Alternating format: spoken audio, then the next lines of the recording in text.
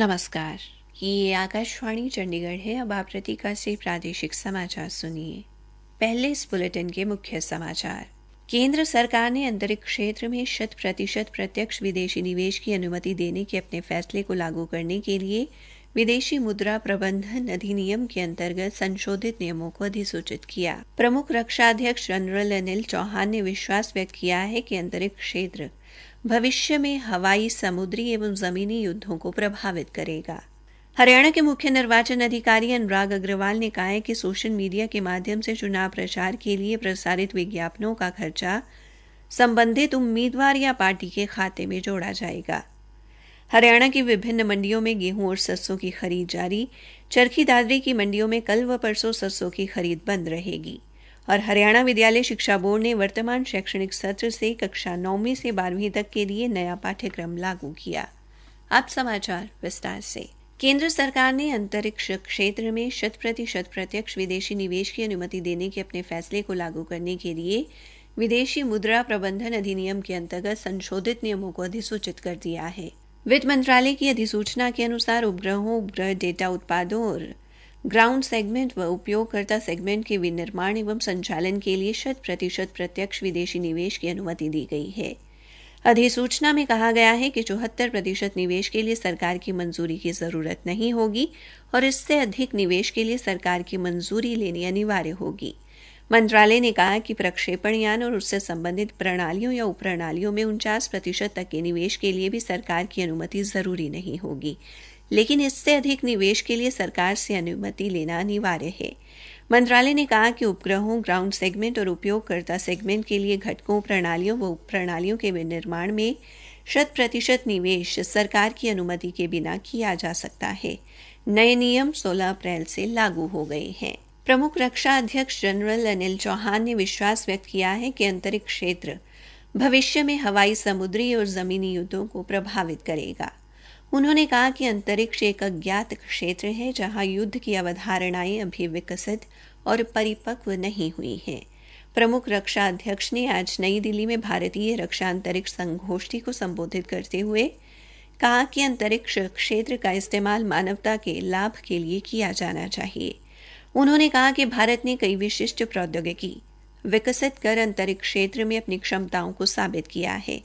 3 दिन की संगोष्ठी में शीर्ष सैन्य अधिकारी, नीति निर्माता, वैज्ञानिक और प्रमुख उद्योगपति रक्षा अंतरिक्ष क्षमताओं के निर्माण के लिए एक योजना को आकार देने के बारे में चर्चा करेंगे। हरियाणा के मुख्य निर्वाचन अधिकारी अनुराग अग्रवाल ने कहा है कि चुनाव प्रचार के लिए सोशल मीडिया के माध्यम से प्रसारित विज्ञापनों का खर्चा भी संबंधित उम्मीदवार या पार्टी के खाते में जोड़ा जाएगा। श्री अग्रवाल ने चंडीगढ़ में जारी एक प्रेस विज्ञप्ति में यह भी कहा कि आदर्श आचार संहिता के दौरान कोई भी उम्मीदवार या पार्टी प्रत्यक्ष या अप्रत्यक्ष रूप से भ्रामक चुनाव सामग्री का प्रसारण नहीं कर सकती। उन्होंने कहा कि अगर कोई ऐसा करता है तो उनके खिलाफ नियमानुसार कार्रवाई अमल में लाई जाएगी।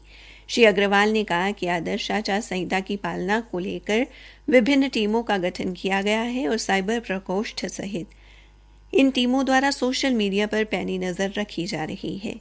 उन्होंने कहा कि समाचार पत्र, टेलीविजन एवं रेडियो की तरह सोशल मीडिया पर भी चुनाव के दौरान प्रचार किया जाता है। निर्वाचन आयोग के निर्देशानुसार जिला स्तर पर गठित टीमें सोशल मीडिया पर किसी तरह का विज्ञापन मिलने पर उसकी रिपोर्ट, खर्च के ब्यौरे सहित खर्चा निगरानी टीम को देंगी और रिपोर्ट के आधार पर संबंधित उम्मीदवार या पार्टी के खाते में विज्ञापन का खर्चा जोड़ दिया जाएगा। उन्होंने कहा कि समाचार पत्र या चैनल पर कोई भी विज्ञापन प्रकाशित या प्रसारित करवाने से पहले मीडिया समन्वय निगरान समिति के माध्यम से अनुमति लेना जरूरी है और इसी तरह सोशल मीडिया पर दिए जाने वाले विज्ञापन या अन्य प्रचार सामग्री के लिए प्रशासन की अनुमति जरूरी है। प्रादेशिक समाचार आकाशवाणी चंडीगढ़ से प्रसारित किए जा रहे हैं। हरियाणा की विभिन्न मंडियों में गेहूं और सरसों की खरीद जारी है। कुरुक्षेत्र में कल तक अलग अलग खरीद केंद्रों में विभिन्न खरीद एजेंसियों द्वारा 2,17,986 टन गेहूं की खरीद की गई है। वहीं भिवानी की मंडियों में कल तक 4,05,771 क्विंटल सरसों तथा 3,09,634 क्विंटल गेहूं की आवक हुई है। भिवानी मार्केट कमेटी के मंडी निरीक्षक योगेश शर्मा ने बताया कि कल तक 2,97,806 क्विंटल सरसों ₹5,650 प्रति क्विंटल के न्यूनतम समर्थन मूल्य पर खरीद ली गई है।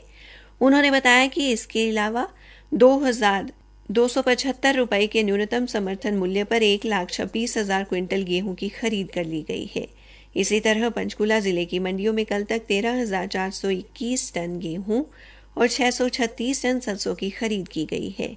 हमारी संवाददाता ने बताया कि 631 टन सरसों और 3,448 टन गेहूं का उठान कर लिया गया है। उधर पानीपत जिले में कल तक 98,000 टन गेहूं की खरीद हुई, जिसमें से लगभग 13,045 टन गेहूं का उठान कर लिया गया है। चरखी दादरी जिले की मंडियों में कल व परसों सरसों की खरीद बंद रहेगी। चरखी दादरी मंडी की विकास निगरानी एवं मूल्यांकन अधिकारी ज्योति धनखड़ ने बताया कि सरसों की काफी अधिक आवक होने से मंडी में जगह नहीं बची, इसलिए उठान की गति बढ़ाने के लिए निर्णय लिया गया है। उन्होंने कहा कि इस संबंधी आदेश जारी कर दिए गए हैं। इन दिनों के दौरान मंडी में फसल नहीं आएगी और गेट पास नहीं काटे जाएंगे। इस दौरान केवल उठान का कार्य ही किया जाएगा। हरियाणा विद्यालय शिक्षा बोर्ड ने छात्रों को गुणात्मक शिक्षा देने के लिए वर्तमान शैक्षणिक सत्र से कक्षा 9वीं से 12वीं तक के लिए नया पाठ्यक्रम लागू किया है, जिसे शिक्षा बोर्ड की वेबसाइट पर अपलोड कर दिया गया है। बोर्ड के अध्यक्ष डॉक्टर वीपी यादव ने बताया कि नए पाठ्यक्रम में इस बात पर विशेष जोर दिया गया है कि शिक्षक विद्यार्थियों की बौद्धिक क्षमता के अनुरूप पाठ्यक्रम का अनुसरण करते हुए ही पाठ योजना तैयार करके अध्यापन करवाएं, ताकि विद्यार्थियों में तर्कशीलता का आधार बढ़े व उनका सर्वांगीण विकास हो सके।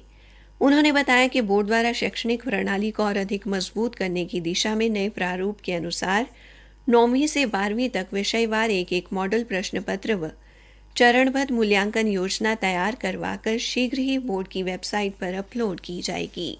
हरियाणा के मुख्य निर्वाचन अधिकारी अनुराग अग्रवाल ने कहा कि हरियाणा में सभी चुनाव प्रबंध मुकम्मल कर लिए गए हैं।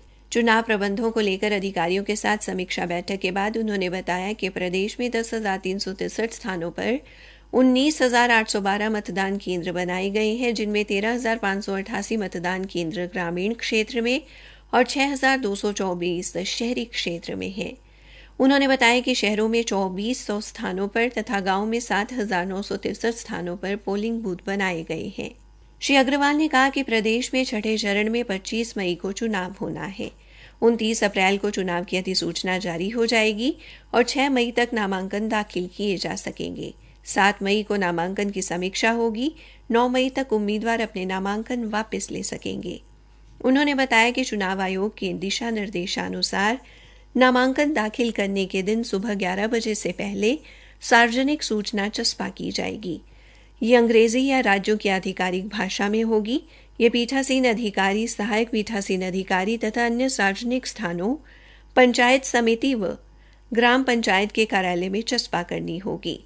उन्होंने बताया कि प्रदेश में 18 से 19 वर्ष आयु वर्ग के मतदाताओं की संख्या 3,65,504 है, जो पहली बार मतदान करेंगे। श्री अग्रवाल ने जिला निर्वाचन अधिकारियों से ऐसे मतदाताओं को सम्मानित करने का भी आह्वान किया है। मुख्य निर्वाचन अधिकारी ने सभी निर्वाचन अधिकारियों को अपने अपने जिलों में ऐसी विभूतियों को चुनाव आइकन बनाने को कहा है जिनका राजनीतिक दलों से कोई वास्ता न हो। पलवल जिले में होडल पुलिस ने 3 किलो 260 ग्राम गांजा सहित एक युवक को काबू किया है। पुलिस अधिकारी रविंद्र कुमार ने बताया कि युवक को एक सूचना के आधार पर आज बामनी खेड़ा के नजदीक से गिरफ्तार किया गया। उसके कब्जे से एक बैग मिला जिसमें 3 किलो 260 ग्राम गांजा रखा हुआ था। युवक की पहचान उत्तर प्रदेश के जिला मैनपुरी निवासी के तौर पर हुई है। अंत में मुख्य समाचार एक बार फिर। केंद्र सरकार ने अंतरिक्ष क्षेत्र में 100% प्रत्यक्ष विदेशी निवेश की अनुमति देने के अपने फैसले को लागू करने के लिए विदेशी मुद्रा प्रबंधन अधिनियम के अंतर्गत संशोधित नियमों को अधिसूचित किया। प्रमुख रक्षा अध्यक्ष जनरल अनिल चौहान ने विश्वास व्यक्त किया कि अंतरिक्ष क्षेत्र भविष्य में हवाई, समुद्री व जमीनी युद्धों को प्रभावित करेगा। इसी के साथ ये समाचार बुलेटिन समाप्त हुआ।